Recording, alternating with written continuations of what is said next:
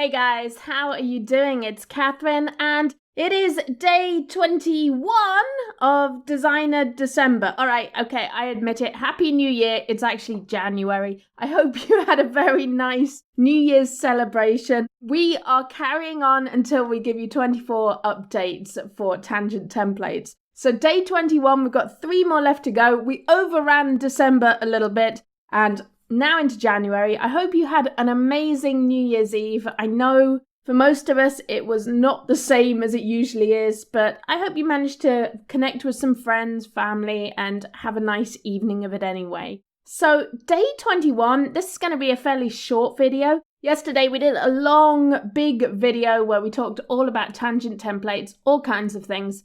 Today we're going to keep it simple, short, and it's a fun one because what we've added today are vintage illustrations.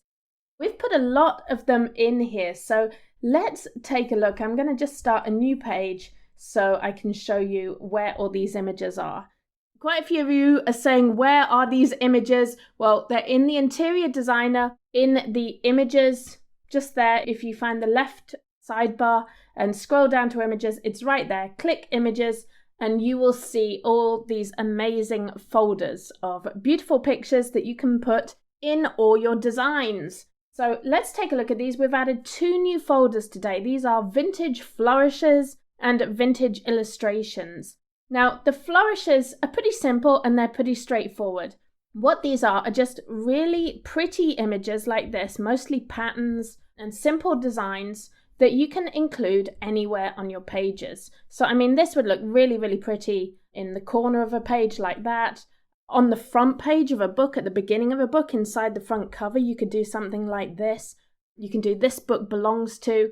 These are just designed to be really flexible images that you can use in various ways. So, I mean, like something very simple you can do is just create lined paper and make a really beautiful sheet of notepaper. So you could do something like that. I've drawn my box. I'm going to fill it with lines. Get rid of the bottom one. And I'm going to select these ones. Make them a little shorter. And boom, you have some pretty notepaper. And of course you can take the top line off. Maybe put a date line in there. And you can see that I've done this with several different designs. Like there's a little owl in there, so I put him there.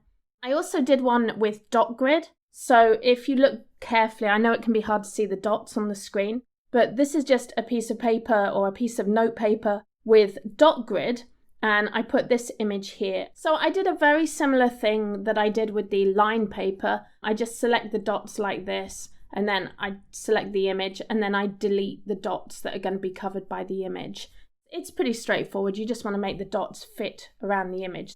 I drew a square, filled it with dots, and then deleted the dots that would be on top of the image. So it's the same process. Here's another one I did, more writing paper. And this time I put the image behind and I just made this light grey like that, like a watermark. Of course, you can change the colours of the images. They're pretty neat when you make them a watermark behind lines like that. And then there's a little beat down there in the corner. So I mentioned doing "This book belongs to." I mean, this is a very simple way of doing it with one of the images. If we have a look at the illustrations, you'll see there are some really, really stunning images in here. We could grab, let's take a look at this one. So there you go. Here's another one that you could use. So we can put that there and bring it here. And these are very high quality images. So you might notice from time to time you need to give the browser just a little bit more time to keep up with these because we optimized these particular images for quality, not speed. So you will hopefully have the best looking images in your books.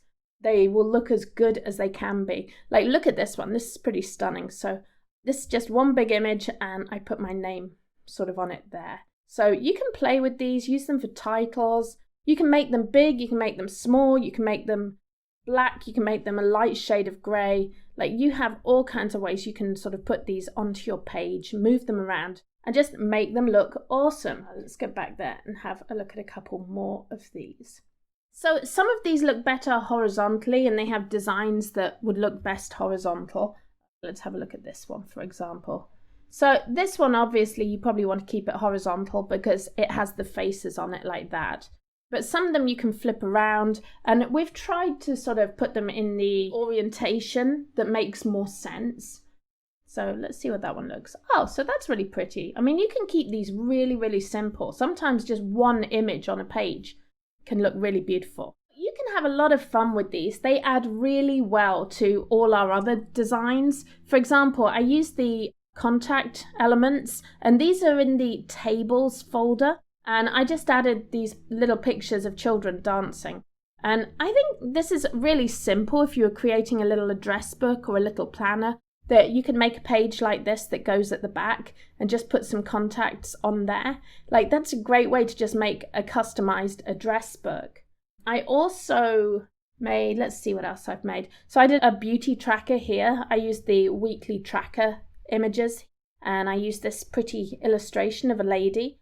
And these kind of vintage images are super popular now. Like, have a look at cosmetics. If you're in a sort of high-end or walking past a high-end cosmetics store, have a look at some of the cosmetics, because a lot of them do use images like this. You also see them in stores like Trader Joe's. They use a lot of vintage images on their bags and posters and things like that.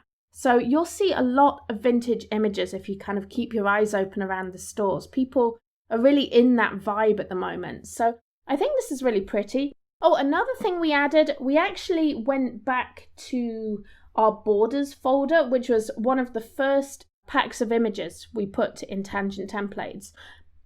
And we've actually added, I think, 17 new borders. Some of these are really, really pretty. If you have a look at these borders are great. You can add them to just any. I used that one, but we could use, let's look at some of the new ones. Like this one, for example. That's just a really pretty sort of floral design that you can put this as your side on any design, really. And it will just change the look, the vibe of the design that you're creating. So you can have a lot of fun with these borders, move them around. There you go. So you could do something a little different with the borders. Here's another design that I created. This is a page of a daily planner. So you could have like 30 of these for a month, and people can write the dates on them, and you could color in the calendar with which day it is. But I used one of the schedule tables. That just comes from the tables. We've got the calendars there. And I did something fun with this. I put space for people to put their daily tarot cards if they do a tarot reading. So that's just an easy way of niching a planner, like including space to draw tarot cards.